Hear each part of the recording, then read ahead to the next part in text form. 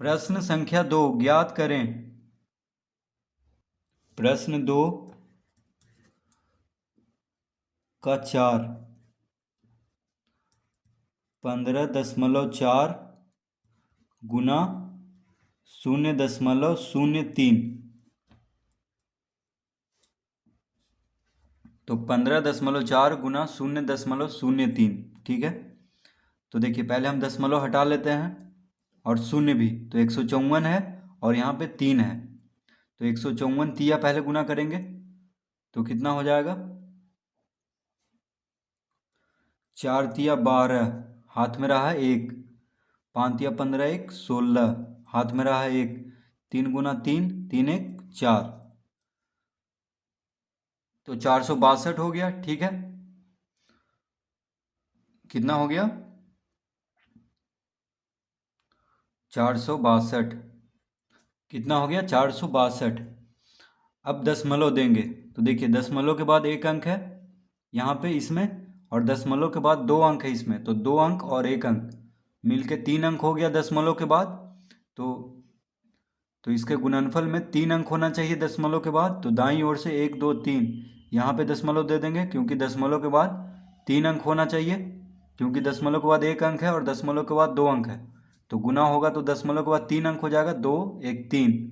ठीक है, तो 0.462। तो दशमलव के पहले शून्य लगता है, तो यानी 0.462 इसका उत्तर होगा। पांचवा 1.07 गुना 0.02। 1.07 गुना 0.02। तो गुना करेंगे, देखिए तो दशमलव हटा के पहले गुना कर लेते हैं। तो 107 गुना 2 यानी 7 दूना 14, 2 गुना 0 0, फिर 1 लिख देंगे। 2 गुना 1 2, 2 गुना 1 2। ठीक है, अब क्योंकि यहाँ पे दशमलव के बाद 2 अंक है, यहाँ पे दशमलव के बाद 2 अंक है, तो दोनों गुना करेंगे तो दशमलव के बाद 4 अंक होना चाहिए, क्योंकि 2 अंक यहाँ पे दशमलव के बाद और 2 अंक यहाँ पे 4 अंक। तो 3 अंक है तो एक शून्य और लगा देंगे। अब 4 अंक हो गया। अब यहाँ पे दशमलव देंगे। ठीक है, और दशमलव के पहले शून्य लगाते हैं। तो 0.0214 इसका उत्तर होगा। छठा 101.01 गुना 0.01।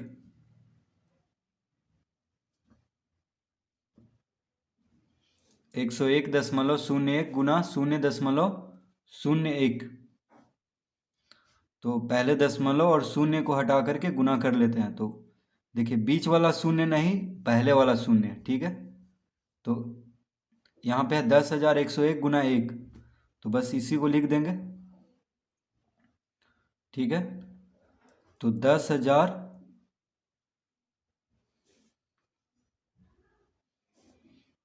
तो इसको हम लिखेंगे, देखिए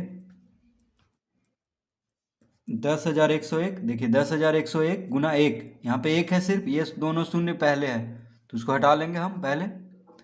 तो 10,101, इसको दशमलव हटा के हम पढ़ रहे हैं अभी। 10,101 गुना 1, 10,101। अब देखिए दशमलव कहाँ पे बैठेगा? तो दशमलव के बाद 2 अंक, दशमलव के बाद 2 अंक, तो 2 2 अंक मिलके 4 अंक, यानी दशमलव के बाद 4 अंक होना चाहिए। तो इसका उत्तर होगा 1.0101।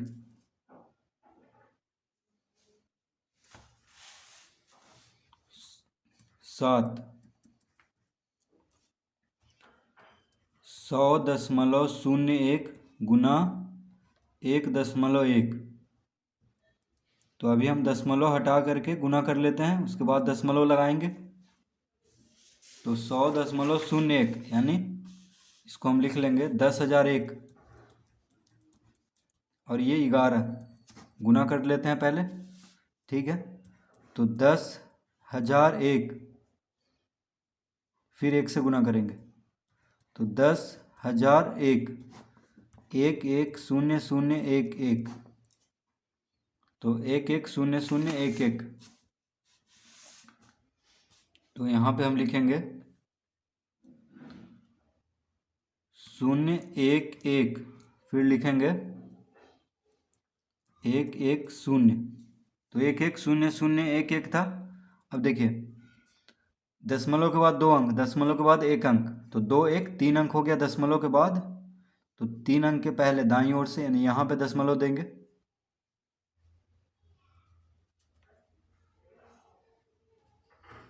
ठीक है, तो 110.011 इसका उत्तर होगा। 8 215.32 गुना 2.1, 215.32 गुना 2.1। तो इसको भी गुना कर लेते हैं दशमलव हटा करके पहले। तो 21532 गुना 21, तो 21532 हो जाएगा, 1 से गुना होके अब 2 से गुना कर देते हैं। तो 2 दूना 4, 3 दूना 6, 5 दूना 10, 2 1 3, 2 दूना 4, 2 4 3 7, 6 5 11, 1 1 2, 3 2 5 4। तो इसका उत्तर हो जाएगा, देखिए 4 5 2 1 7 2। तो दशमलव के बाद 2 अंक है, दशमलव के बाद 1 अंक, तो 3 अंक होना चाहिए दशमलव के बाद। तो यहाँ पे दशमलव दे देंगे। तो 452.172 इसका उत्तर होगा।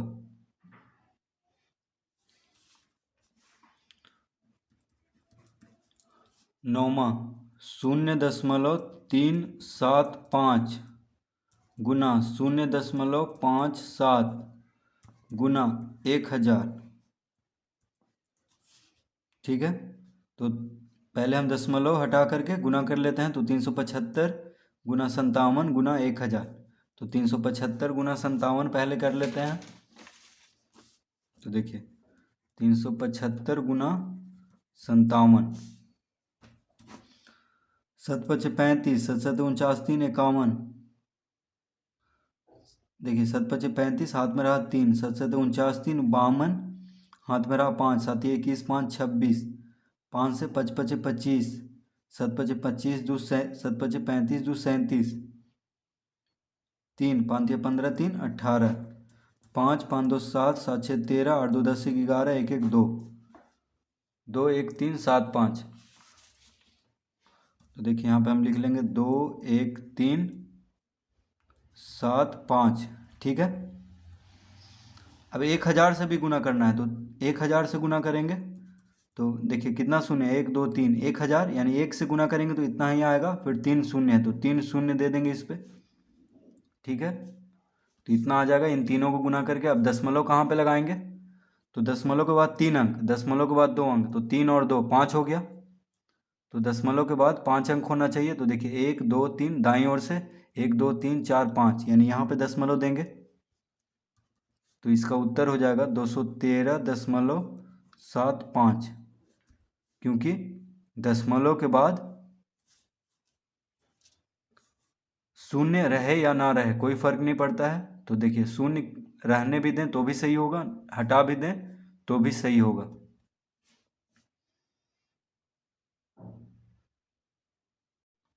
प्रश्न 3 ज्ञात करें। तो प्रश्न 3 का पहला 36.8 गुना 10, 36.8 गुना 10। तो 10 से गुना करना है। तो देखिए ये हो जाएगा, मान लीजिए 368 है। ठीक है, दशमलव हटा लेते हैं। तो ये हो गया कितना, 368 गुना 1, 368, और शून्य है तो शून्य दे देंगे, 1 शून्य। ठीक है, अब देखिए दशमलव के बाद 1 अंक है, तो दशमलव के बाद 1 अंक होना चाहिए, यानी यहाँ पे दशमलव देंगे 1 अंक के पहले, यानी शून्य के पहले दाईं ओर से। तो 368.0 हो गया। तो इसको हम लिख सकते हैं सिर्फ 368, क्योंकि दशमलव के बाद शून्य को लिखें या ना लिखें कोई फर्क नहीं पड़ रहा है।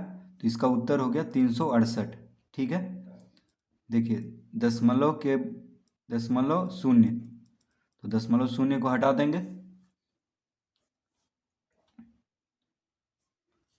दूसरा 35.3 गुना 100, तो 35.3 गुना 100, तो मान लीजिए 353 है, तो 353 गुना 1 कितना होगा? 353। ठीक है, अब दो शून्य है तो दो शून्य दे देंगे, क्योंकि एक से गुना हो चुका है, अब दो शून्य बचा तो दो शून्य दे देंगे। ठीक है, अब दशमलव के बाद एक अंक है, तो दशमलव के बाद एक अंक इसके गुना में भी होना चाहिए, तो एक अंक पहले दाईं ओर से यहाँ पे दशमलव दे देंगे, तो 3530.0, तो दशमलव शून्य को हटा देंगे तो कितना हो जाएगा? 3530 इसका उत्तर। ठीक है, दशमलव शून्य को हटा देंगे। ठीक है, रखने से कोई फायदा नहीं है, दशमलव के बाद शून्य का कोई मतलब नहीं है।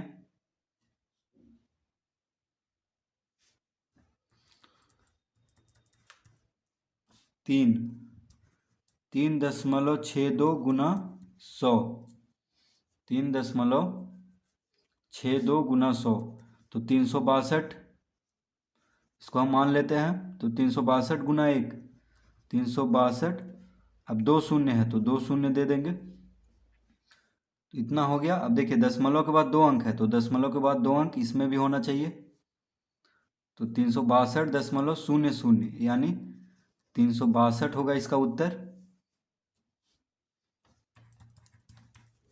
0.03 गुना 1000, तो देखिए 1000 है, इसको मान लेते हैं 3 है, तो 1000 गुना 3, 3000। ठीक है, तो 3000 यहाँ पे लिख लेते हैं, 3000। अब दशमलव के बाद दो अंक है, तो दशमलव के बाद दो अंक होना चाहिए, यानी 30.00 बराबर 30 होगा इसका उत्तर।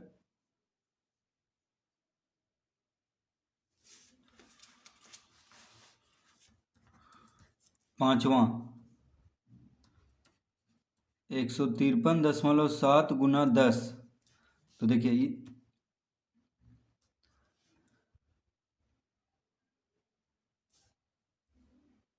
तो इसको एक तरीका और है, देखिए गुना करने का, इसको हम लिख सकते हैं 153.7/10 गुना 10। अब बटा 10 कैसे आ गया? क्योंकि दशमलव के बाद एक अंक है, तो एक पे हम एक शून्य देंगे बटा में, यानी 10 से भाग देंगे। क्यों 10 से भाग देंगे? क्योंकि दशमलव के बाद एक अंक है, इसीलिए एक पे एक शून्य। अगर दो अंक रहता दशमलव के बाद तो एक पे दो शून्य, यानी 100 देते। ठीक है, बटा में, तो 10 से 10 खत्म हो गया, क्या बचा? 1537। तो इस तरह भी आप हल कर सकते हैं इसको। छठा 3.53 गुना 10, तो इसको लिख सकते हैं हम 353/100, क्योंकि दशमलव के बाद दो अंक है, तो एक पे दो शून्य देंगे बटा में, दशमलव हटा करके। अब गुना 10, तो देखिए एक शून्य से एक शून्य कट गया, तो 353/10, यानी 10 से भाग देना है, तो हो जाएगा 35.3, क्योंकि एक पे एक शून्य है, तो दशमलव के बाद एक अंक होना चाहिए, 10 से भाग देंगे तो 35.3 होगा इसका उत्तर। ठीक है, तो इस तरह भी आप हल कर सकते हैं, और इस तरह भी, जैसे हम यहाँ पे गुना करके कर रहे थे। सातवां 168.07 गुना 10। अब देखिए दशमलव हटा लेते हैं पहले, तो इसको एक से गुना करेंगे तो कितना हो जाएगा? 1680, 1680.7। देखिए इसको हम इसी तरह लिख देंगे, क्योंकि एक से गुना किया, अभी यह शून्य यहाँ पे आ जाएगा। अब दशमलव के बाद दो अंक है, तो यहाँ पे दशमलव देंगे, तो इसका उत्तर हो जाएगा 1680.7। ठीक है, क्योंकि दशमलव के बाद शून्य हटा देंगे।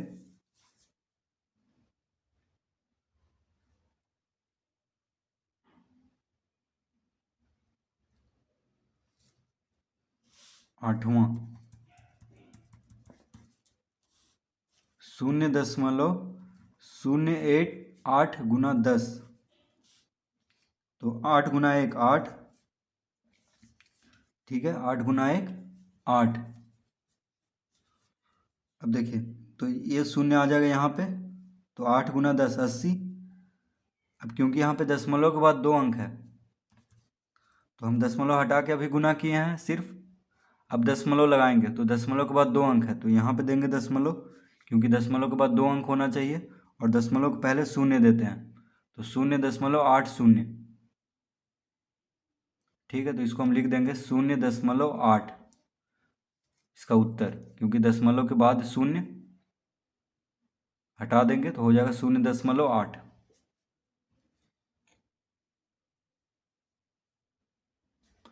9 31.57 गुना 1000, 31.57 गुना 1000, तो देखिए इसको हम लिख लेंगे 3157/100। 100 कैसे आ गया, क्योंकि दशमलव के बाद 2 अंक है तो एक पे 2 शून्य देंगे बटा में, गुना 1000 पहले से है तो देखिए 2 शून्य से 2 शून्य कट गया, बचा सिर्फ 10, तो 3157 गुना 10 यानी 31,570, 10 से गुना हो रहा है, ठीक है। तो इस तरह भी हल कर सकते हैं। 10वां 31.1 गुना 100, तो इसको हम लिख लेंगे, देखिए 311 दशमलव हटा करके, दशमलव के बाद 1 अंक है तो एक पे 1 शून्य देंगे गुना 100, तो 1 शून्य से 1 शून्य कट गया, कितना बचा 311 गुना 10 यानी 3110, 10 से गुना हो रहा है, यहाँ पे कुछ नहीं है 1 है, तो 3110 इसका उत्तर होगा।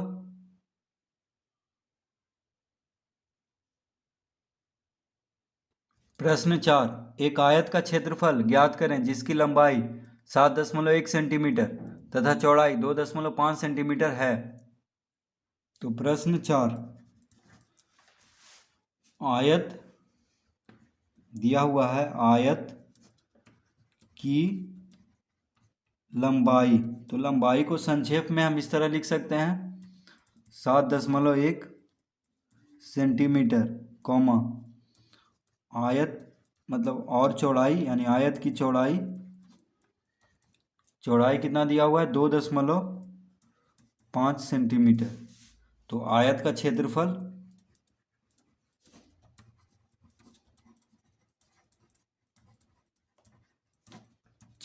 बराबर होता है लंबाई गुना चौड़ाई। क्षेत्रफल बराबर क्या होता है, आयत का क्षेत्रफल बराबर लंबाई गुना चौड़ाई। तो लंबाई कितना है, देखिए 7.1 सेंटीमीटर गुना चौड़ाई है 2.5 सेंटीमीटर, ठीक है। तो दशमलव हटा के पहले गुना कर लेते हैं, यानी 71 गुना 25, देखिए 71 गुना 25, 5 का 5 7 5 35, 2 का 2 7 दूना 14, 5 5 2 7 4 3 7 1, 1775, तो लिख देंगे यहाँ पे 1775।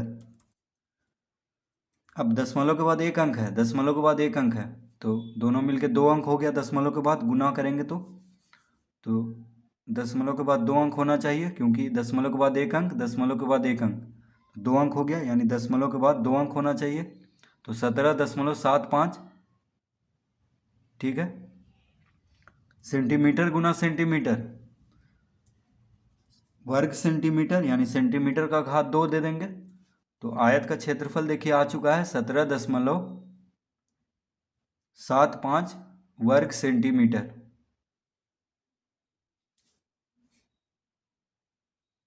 प्रश्न 5, एक समबाहु त्रिभुज की भुजा 5.7 सेंटीमीटर है, इसका परिमाप ज्ञात करें।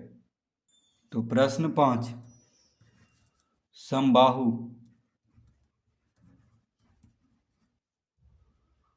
समबाहु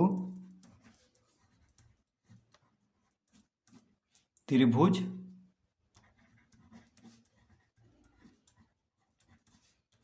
भुजा बराबर 5.7 सेंटीमीटर।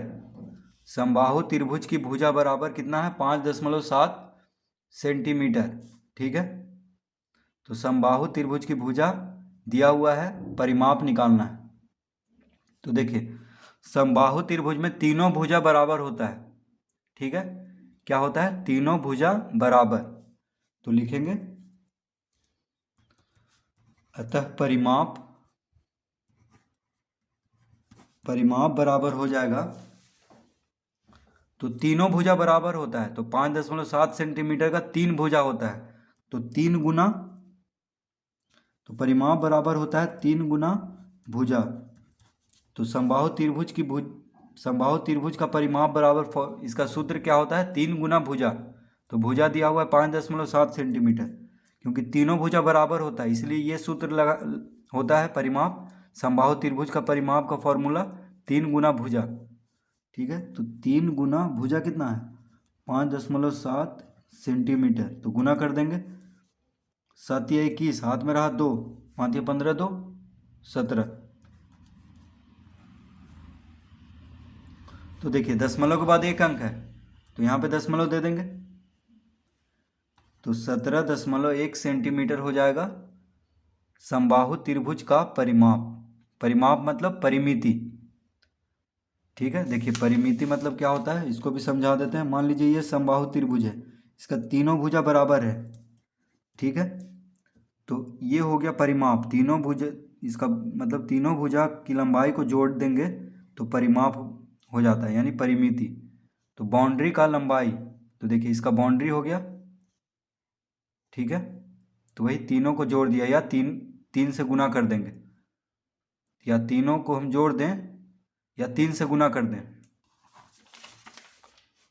तो इसका कितना आ गया? 17.1 सेंटीमीटर।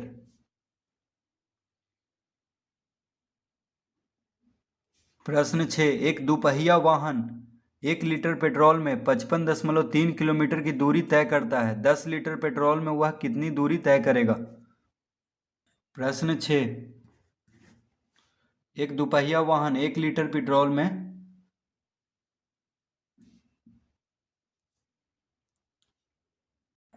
तो देखिए हम लिखेंगे 1 लीटर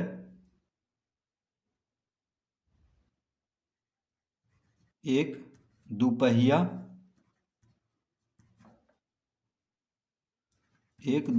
वाहन, ठीक है, 1 लीटर पेट्रोल में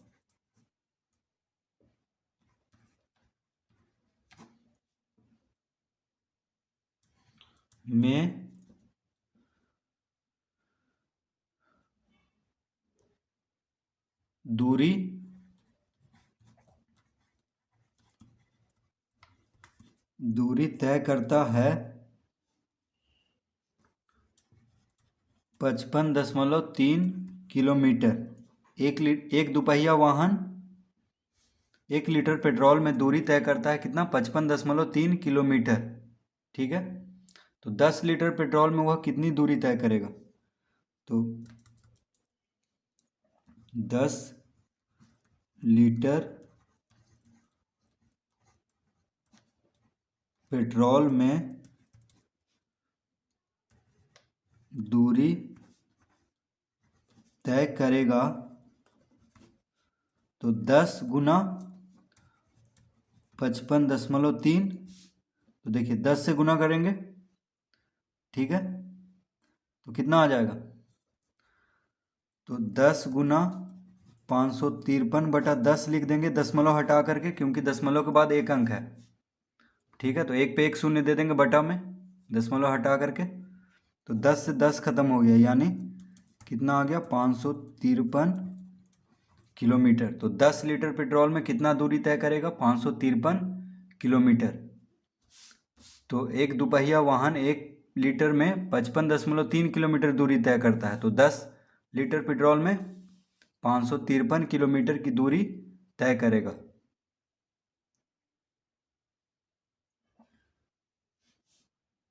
प्रश्न 7, एक वर्ग की एक भुजा 2.5 सेंटीमीटर है तो इसका क्षेत्रफल ज्ञात करें। प्रश्न 7, एक वर्ग की एक भुजा, तो लिखेंगे वर्ग की एक भुजा बराबर कितना दिया हुआ है, 2.5 सेंटीमीटर। वर्ग की एक भुजा 2.5 सेंटीमीटर, तो इसका क्षेत्रफल, तो देखिए, तो क्षेत्रफल यानी वर्ग का क्षेत्रफल का फॉर्मूला क्या होता है, भुजा वर्ग, भुजा वर्ग। तो वर्ग की एक भुजा 2.5 सेंटीमीटर दिया हुआ है, तो वर्ग का क्षेत्रफल का सूत्र होता है भुजा का वर्ग। ठीक है, यानी जो भुजा दिया हुआ है उसका वर्ग कर देंगे, यानी भुजा गुना भुजा। तो भुजा कितना है, 2.5 सेंटीमीटर का वर्ग हो जाएगा। ठीक है, भुजा दिया हुआ है 2.5 सेंटीमीटर, तो 2.5 सेंटीमीटर का वर्ग, तो 2.5 का वर्ग क्या हो जाएगा, तो देखिए, यानी 2.5, तो दशमलव हटा करके गुना कर लेते हैं, तो 25 गुना 25, 25 बचे 125, 25 दूनी 50, तो 5 2 6, यानी 625। तो यहाँ पे लिखेंगे हम 625। ठीक है, अब क्योंकि देखिए दो बार गुना हुआ है, 2.5 गुना 2.5 हुआ है, तो दशमलव के बाद एक अंक, दशमलव के बाद एक अंक, दो बार गुना हुआ है तो दशमलव के बाद एक अंक है, तो दशमलव के बाद दो अंक होना चाहिए, क्योंकि दो बार गुना हो रहा है, वर्ग है, तो 6.25 सेंटीमीटर का वर्ग, वर्ग सेंटीमीटर। ठीक है, तो वर्ग सेंटीमीटर, तो सेंटीमीटर का वर्ग दे देंगे, तो सेंटीमीटर का वर्ग यानी वर्ग सेंटीमीटर। तो जब वर्ग की एक भुजा 2.5 सेंटीमीटर दिया हुआ है तो क्षेत्रफल कितना हो जाएगा, 6.25 वर्ग सेंटीमीटर। ठीक है।